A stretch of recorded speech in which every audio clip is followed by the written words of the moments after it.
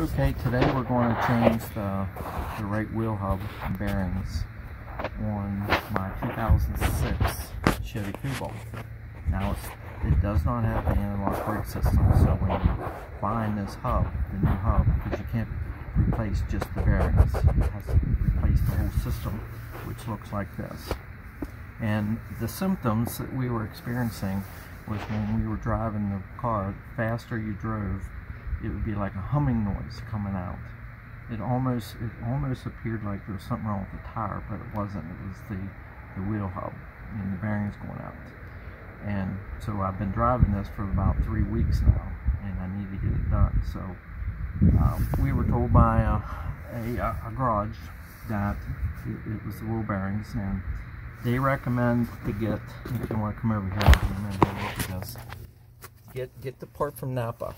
Now Napa has 2 different ones, but they have the FAG brand, and they have a cheaper model, but it's only $20 more, $25 more for the better one. And another garage told us they have a lot of problems with the cheaper model.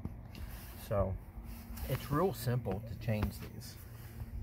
You get an impact like this deballed here, or you can just use a 3/4 inch socket set, ratchet set if you want.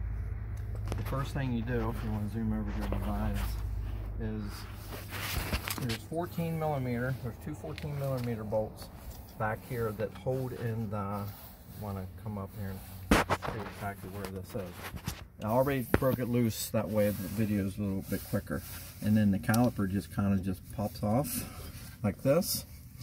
And then back behind here we have 15 millimeter, 2 15 millimeters. So all you have to do is just pop those out. They take off the this part of the caliper, and then the brake rotor just comes off just like that. But you have to be careful, because if you've been driving it any amount of time, it'll be pretty hot. And then the next step is we got to break this nut off. Now I'm not sure what size that is right now, but we're going to go check here, and I'll let you know here in a couple minutes what size that is.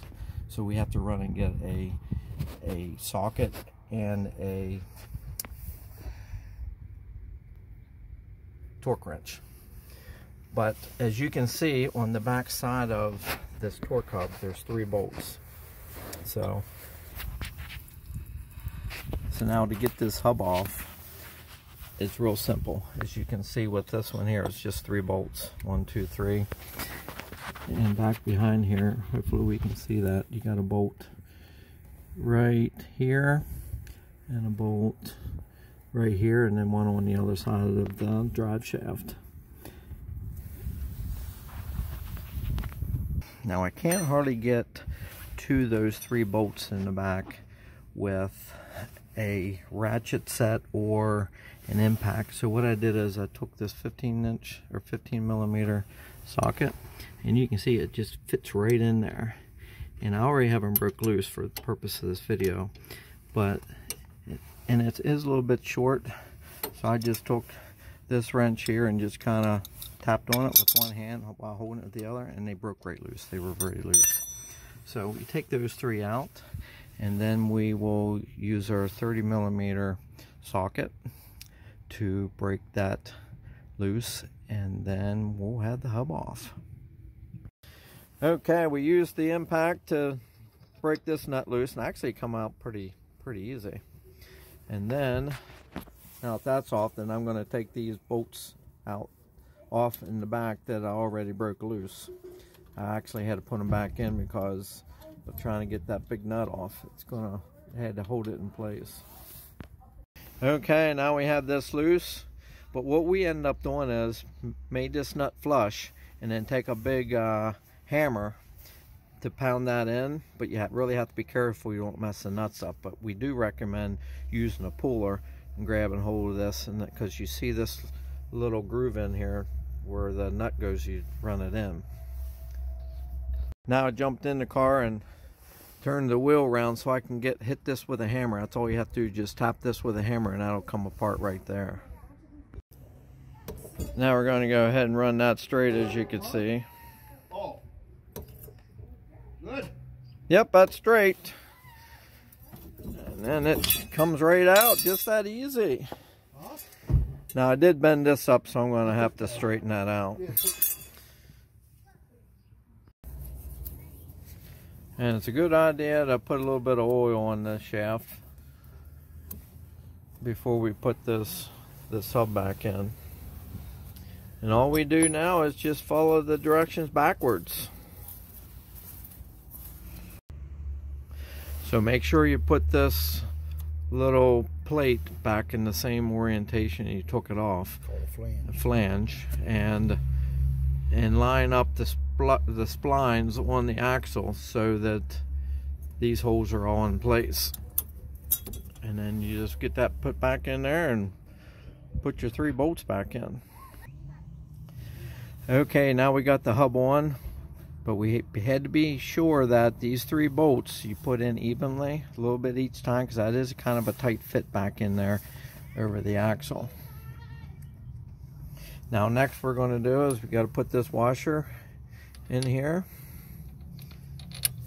and put this nut back on, and we're going to tighten that, and then we're going to torque that with 150 to 160 foot-pounds. We'll probably set the wrench up to 155 pounds, but you don't have to buy one of these. You can go to, we got to AutoZone and rented it, and they charged us, I think, $87 for that and the socket.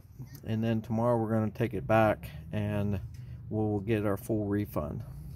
This is the torque wrench that we are renting or borrowing from AutoZone. When we set this up at 150, what you do is you pull this out, this end out, and then you turn this to turn the back one, so you can see the. But we're going to set it at 155 and push that back in, and then we're going to go ahead and.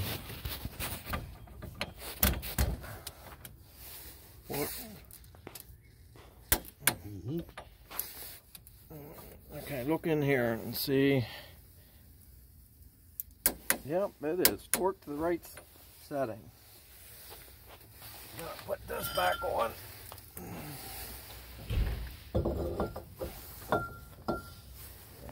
Then this goes over top, and we're going to run those 2 screws back in there like we took off before, and then we're going to put the caliper back on and put those bolts back in. Okay, you can cut. Okay, we got the caliper on now, and when you're putting that on, if it don't slip on there quite right, you might need to push that round piston in to get it to slip on.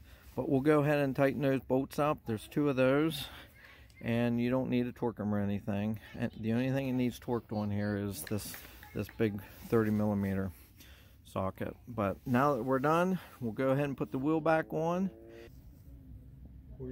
Okay, we have the wheel back on.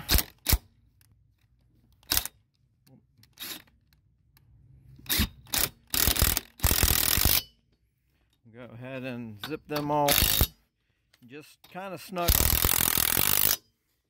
on, and then we're going to torque those at 75 to 80 pounds.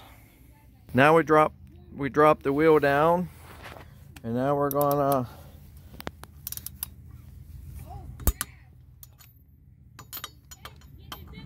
torque them, and you always torque them across from each other.